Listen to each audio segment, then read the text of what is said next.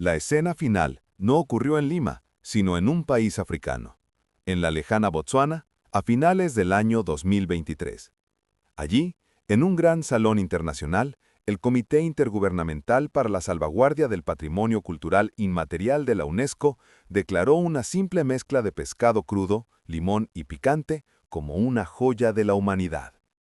Pero para llegar a ese momento cumbre de la diplomacia culinaria, este plato debió recorrer un camino de casi 2000 años, transformándose con cada imperio y cada migración. ¿Cómo es posible que una receta nacida de la más profunda austeridad, entre pescadores preincaicos, lograra ascender a la mesa de las Naciones Unidas, sobreviviendo a conquistas, fusiones y disputas internacionales? Para entender el fenómeno, debemos viajar al pasado, a una costa bañada por el Pacífico, donde el ceviche no se cocinaba con cítricos, sino con el jugo de una fruta silvestre casi olvidada. El 6 de diciembre del año 2023, el mundo observaba.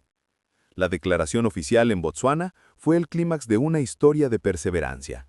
La UNESCO no solo reconoció el sabor, sino todo lo que hay detrás: las prácticas alimentarias, los saberes asociados a la preparación y el profundo significado cultural del ceviche. Fue un momento de validación para una nación que había usado la gastronomía como su pasaporte al reconocimiento mundial. Este logro, sin embargo, solo fue posible gracias a una serie de transformaciones técnicas y culturales que comenzaron mucho antes de la llegada de la República o el Virreinato. El origen de la maceración ácida se remonta a los primeros señores del mar en la costa norte del Perú. Retrocedemos 1800 años. Estamos en la costa norte peruana, entre los siglos II y VII de nuestra era, el corazón del poderoso Imperio Moche. Aquí, la vida dependía del Pacífico. Los pescadores, verdaderos maestros de la navegación, en sus caballitos de totora, desarrollaron métodos ingeniosos para consumir el pescado recién capturado. El plato era simple, una cuestión de frescura y supervivencia. Consistía en pescado fresco, troceado sin refinar, que se consumía con sal y ají. Era la forma más pura y rústica de esta tradición culinaria. Las crónicas confirman que esta costumbre se mantuvo viva entre los pescadores de la costa durante siglos. La sal, esencial para la conservación y el sabor, y el ají, el picante nativo, formaban la base de lo que eventualmente se convertiría en el plato bandera. No había cítricos, ni cebolla, solo la alquimia del mar y la tierra. El pescado crudo, sin embargo, pronto encontró un aliado ácido. La cultura mojica buscó una forma de cocinar el pescado sin fuego, una necesidad práctica en alta mar. Encontraron la solución en la flora local. El jugo de una fruta ácida llamada tumbo, nativa de los Andes y la costa, también conocida como Passiflora tripartita. El tumbo, con su acidez sutil, se convirtió en el primer agente macerador conocido del proto-ceviche, ofreciendo una cocción ligera. Se trataba de un proceso lento, de varias horas, que convertía las proteínas del pescado, volviéndolas firmes y blancas. Este proceso de cocción ácido, que se cree pudo haber comenzado incluso antes, utilizando el agua salada del mar para la primera fase de marinado mientras los pescadores faenaban, establece la primera gran revolución del plato, la transformación química de la carne sin aplicar calor directo. La continuidad de esta práctica ancestral, pescado, sal y un agente ácido, es el cimiento sobre el cual Perú construye su reclamo de origen. Con el ascenso y expansión del Imperio Inca, alrededor del siglo XV, la receta ancestral evolucionó, abrazando el ingrediente más emblemático del mundo andino, la chicha de jora. Esta bebida fermentada, hecha de maíz, era central para las ceremonias religiosas y la vida cotidiana. Los incas aplicaron la chicha para macerar el pescado. Aprovechando su acidez natural y ligeramente alcohólica, esta adaptación demostraba cómo las tradiciones locales enriquecían el plato, integrando los sabores de la sierra a la dieta costera. El plato se consolidaba como símbolo de la riqueza territorial, utilizando tanto el pescado del mar como el maíz de la montaña. Sin embargo, tanto el tumbo como la chicha ofrecían una acidez suave e inestable, lo que implicaba tiempos de maceración muy largos, a menudo de horas para asegurar la cocción completa del pescado. El protoceviche seguía siendo un plato paciente. El ceviche, curtido por el tumbo y la chicha, había sobrevivido 1300 años en el vientre de la costa peruana. Era rústico, potente y lento, pero el mundo estaba a punto de cambiar. A principios del siglo XVI, 3 carabelas llegaron desde el Viejo Mundo, trayendo consigo la violencia de la conquista, pero también una revolución agrícola que alteraría para siempre la química del plato. Los españoles, al desembarcar, traían en sus bodegas semillas y frutos cuyo ácido era infinitamente más poderoso que cualquier tumbo o chicha: la narangra, la cebolla, el cilantro. ¿Cómo reaccionaría esta humilde receta ancestral a la llegada de ingredientes capaces de desatar una cocción mucho más rápida y poderosa, forzando la primera gran mutación del ceviche y dándole la forma que perduraría por los siguientes 300 años de historia? El ingrediente que venía a cambiarlo todo era la naranja agria. La conquista de América no fue solo un choque de espadas y culturas, sino un reajuste completo del ecosistema y la dieta. En el siglo XVI, la llegada de los españoles trajo consigo la naranja agria, un cítrico de origen asiático que poseía una potencia ácida desconocida en el Nuevo Mundo. Este ingrediente, adaptado rápidamente al clima costero, aceleró el proceso de maceración que hasta entonces tomaba horas con el tumbo o la chicha de jora. Pero, ¿por qué los conquistadores y las cocineras locales adoptaron tan rápidamente este cítrico foráneo, desechando siglos de tradición indígena? La respuesta no está solo en la acidez, sino en la necesidad de crear un plato que pudiera satisfacer tanto al paladar andino como al gusto europeo, sentando las bases de la gastronomía criolla. La Lima colonial se consolidaba como el corazón del virreinato. En medio del tumulto y la mezcla racial, los ingredientes viajaban. Junto con la religión y la lengua, los europeos introdujeron la cebolla, una hortaliza central en su dieta, y la naranja agria, un potente agente macerador. La naranja agria, a diferencia del limón, que llegaría masivamente después, se convirtió en el ácido dominante del ceviche durante los siguientes 300 años, desde el siglo XVI hasta bien entrado el XIX. Este cítrico, de un sabor más matizado y una acidez menos punzante que el fruturo limón, inauguró la era de la cocina colonial. La receta precolombina de pescado, sar y ají se modificó con la adición de la cebolla. Este ingrediente no solo aportó textura y un dulzor contrastante, sino que también tuvo un rol crucial en la cocina criolla que empezaba a fusionar técnicas e ingredientes. La cebolla roja, cortada en juliana o pluma, se integró no solo por sabor, sino por estética, añadiendo capas de color y complejidad que distaban mucho del plato monótono de los pescadores mochica. Mientras tanto, el proceso de maceración se seguía midiendo en horas. El ceviche de naranja agria requería que el pescado, cortado en trozos, reposara un tiempo considerable para que el ácido lo cocinara por completo, un legado de los largos tiempos de marinado del tumbo y la chicha. La receta se canonizó, aunque todavía no con su nombre actual, durante el tumultuoso siglo XIX. En el año 1866, el periodista y literato Manuel Atanasio Fuentes, documentando las costumbres limeñas, dejó la primera referencia escrita de la receta. Él la describió con precisión: pedazos menudos de pescado, o en camarones, que se echan en zumo de naranjas agrias, con mucho ají y sal. Se conservan así por algunas horas hasta que el pescado se impregna de ají y casi se cocina por la acción cáustica de este y del agrio de la naranja. Esto confirmaba que en pleno virreinato tardío y en los albores de la República, la naranja agria era el pilar del plato. La transición del pescado macerado a la palabra ceviche es un tema debatido. Algunos historiadores trazan su origen hasta el árabe cibech, que significa comida ácida, una posible conexión a través de las influencias moriscas en la cocina española, aunque esta teoría es especulativa. Más allá de la etimología, lo crucial es que el plato se consolidó como una manifestación de la identidad criolla. Era un plato democrático. Se servía en elegantes ceremonias con corvina blanca o de forma humilde, utilizando peces oscuros en las picanterías y chicherías populares de barrios como Malambo. Esta dualidad, del muelle a la alta mesa y viceversa, definió su carácter nacional. El ceviche de naranja agria había alcanzado la mayoría de edad, pero su verdadera revolución estaba por llegar. A finales del siglo XIX y principios del XX, un nuevo cítrico, más pequeño, más económico y sobre todo infinitamente más ácido, comenzó a reemplazar a la naranja agria: el limón, conocido en la región como limón sutil. Este cambio no sería una simple sustitución de frutas. La potencia del limón tenía el potencial de reducir el tiempo de marinado de horas a escasos minutos, una transformación que cambiaría la técnica, la textura y el sabor del ceviche para siempre. La paciencia de los mochicas y los incas estaba a punto de ser reemplazada por la inmediatez y el flash del ácido. ¿Cómo afectaría esta aceleración química al alma misma del ceviche? ¿Y cómo este cambio se entrelazaría con la llegada silenciosa de una nueva ola migratoria que redefiniría para siempre el corte del pescado? Durante siglos, el ceviche fue un plato de reposo. Su marinado era un acto de paciencia que se medía en horas, tanto con el tumbo como con la naranja agria. En Lima, a principios del siglo XX, la llegada masiva del limón sutil lo transformó, de un plato lento y melancólico a una explosión de inmediatez y frescura. Pero esta aceleración no ocurrió en un vacío. Casi al mismo tiempo, una nueva comunidad migrante, la japonesa, se instalaba en la costa, trayendo consigo una filosofía culinaria que veneraba la pureza del pescado crudo y la perfección del corte. ¿Cómo se fusionaron la química del ceviche y la precisión ancestral japonesa para crear el ceviche que hoy conocemos? Un plato que se cocina en menos de 5 minutos, revolucionando para siempre la forma de comer pescado en el Pacífico. El siglo XX trajo consigo el triunfo del limón sutil sobre la naranja agria.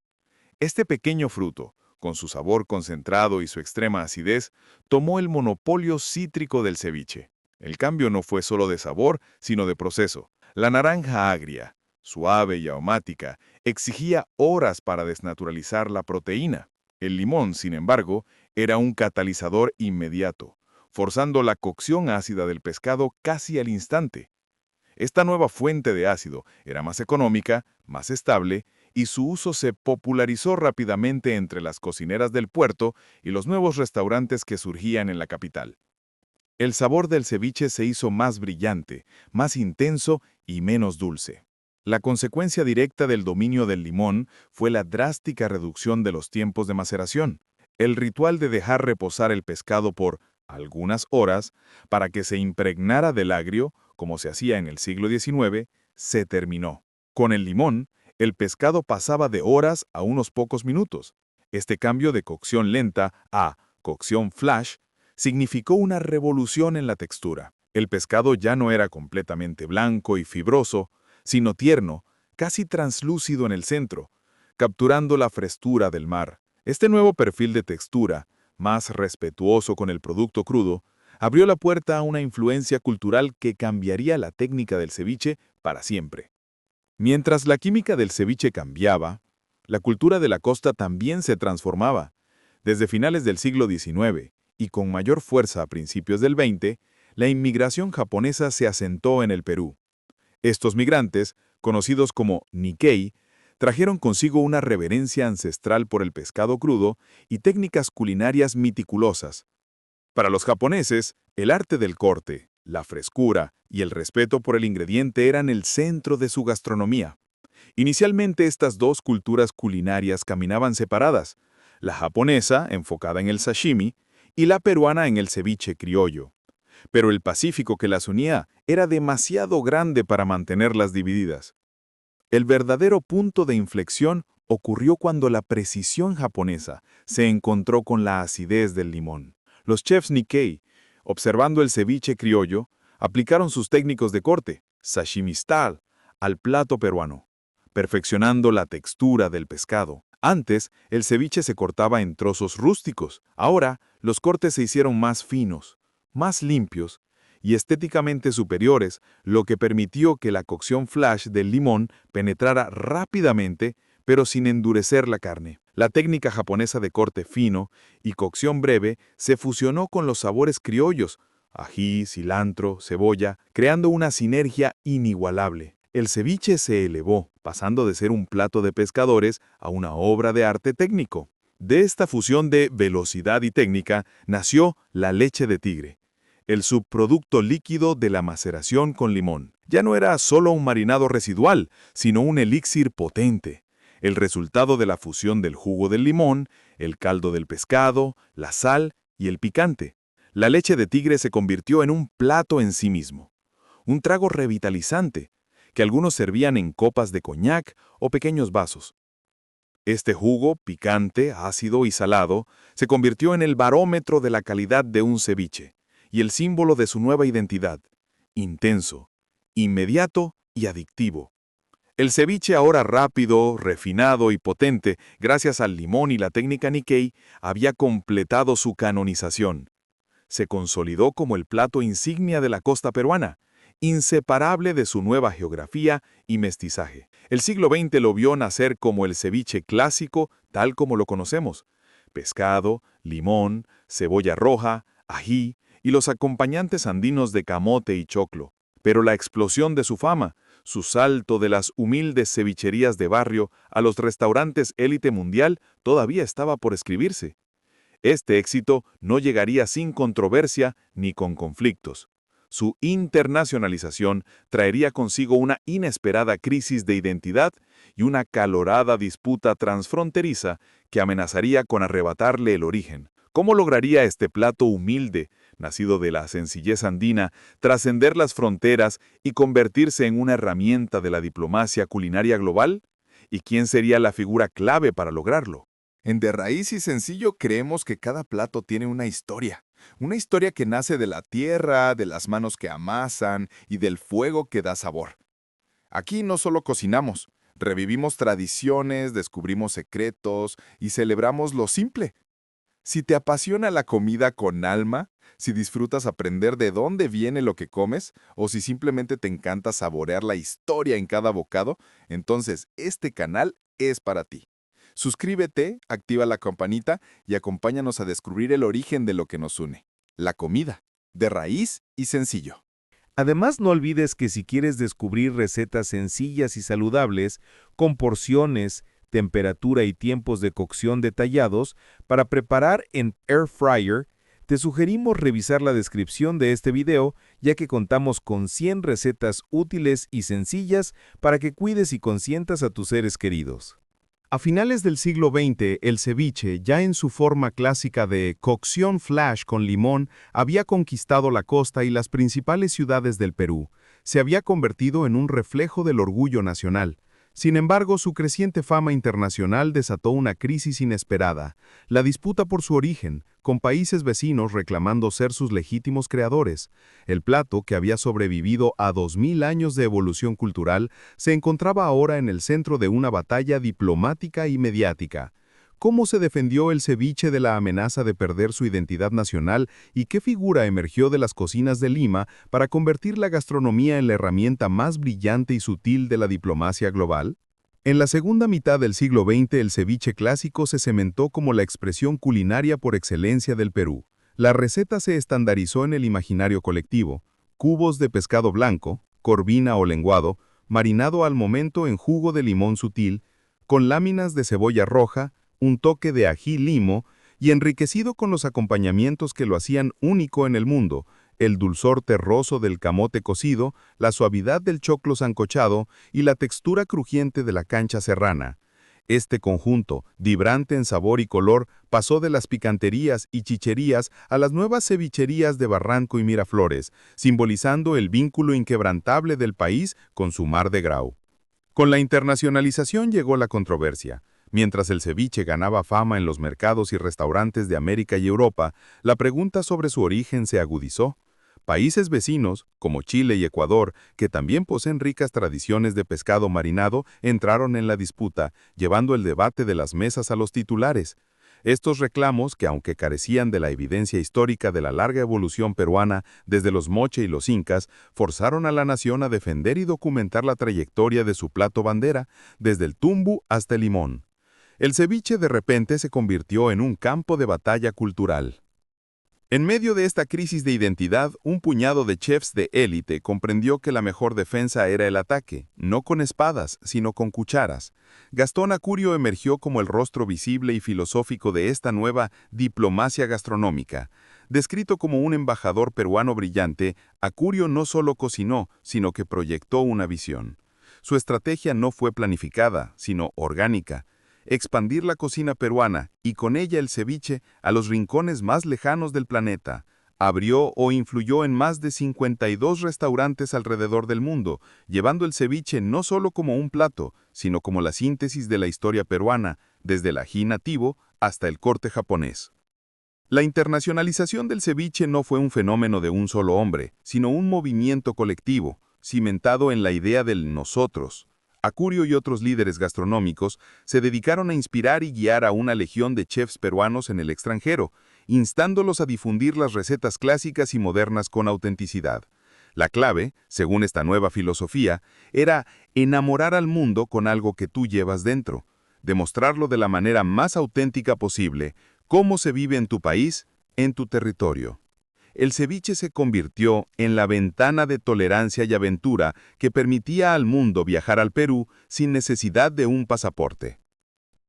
El ceviche ya había conquistado el mundo, cimentado su receta clásica y superado la crisis de identidad gracias a su expansión cultural y a la precisión de sus chefs.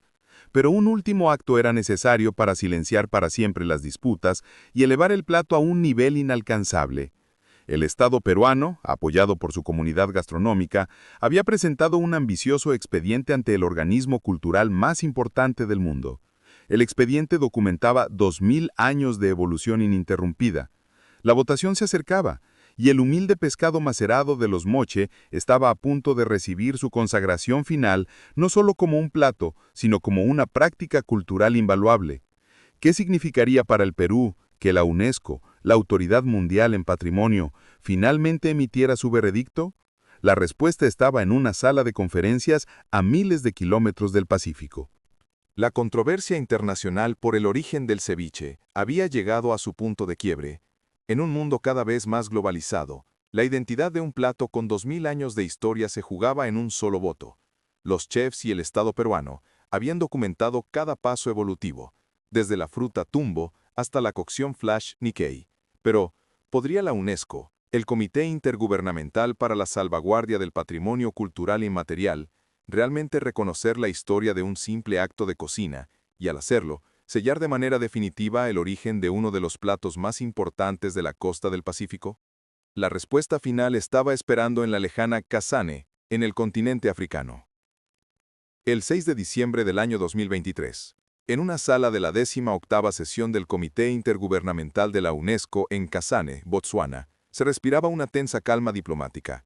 Este no era un debate culinario, sino un juicio sobre el valor cultural y la inmaterialidad de una tradición. Representantes de diversas naciones evaluaban el expediente que Perú había presentado, la historia del ceviche, como una práctica alimentaria y social ininterrumpida, que reflejaba la riqueza biológica y cultural de su territorio. Los años de evolución y mestizaje se habían condensado en cientos de páginas de historia y antropología. La decisión fue unánime. El Comité de la UNESCO declaró oficialmente las prácticas y significados asociados a la preparación y consumo del ceviche como patrimonio cultural inmaterial de la humanidad. El ceviche, el humilde pescado que los mochicas maceraban en tumbo y los incas en chicha, había trascendido la mesa para convertirse en un símbolo universal. Este reconocimiento no se enfocó únicamente en la receta actual, sino en el proceso y el conocimiento histórico, la transmisión oral de la técnica y el respeto por el mar. La disputa por su origen que había iniciado el siglo terminaba con una consagración inatacable.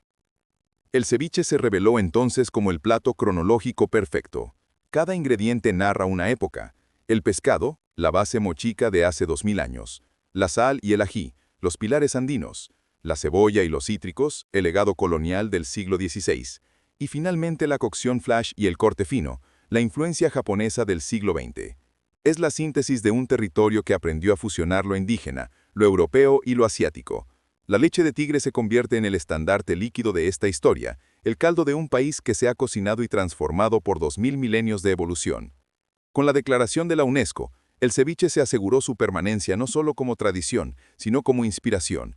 El plato ahora enfrenta el futuro como un legado vivo, cocinándose todos los días, a la luz del sol de la costa, en las manos de miles de cevicherías que son la espina dorsal de la cultura popular peruana. El plato que nació de la austeridad del pescador se elevó a la mesa de los dioses de la gastronomía global, confirmando que la riqueza de un país se encuentra a veces en los sabores más simples y en la historia que se esconde detrás de la rodaja de un limón. El ciclo está completo. El ceviche, más que un plato, es ahora un pergamino comestible. Y así, el pescado macerado del Pacífico, que fue marinado con el tumbo en los albores del tiempo, conoció su destino final. No en el fuego, sino en el ácido. No en una sola cultura, sino en la fusión de todas. Su historia es la historia de la costa sudamericana. Constante adaptación, resistencia y la búsqueda incansable de la frescura perfecta. Su sabor, ahora patrimonio mundial, resonará en cada ceviche, ceviz o ceviche que se sirva desde el Océano Pacífico hasta los rincones más lejanos del planeta. La historia no termina, solo se sigue cocinando.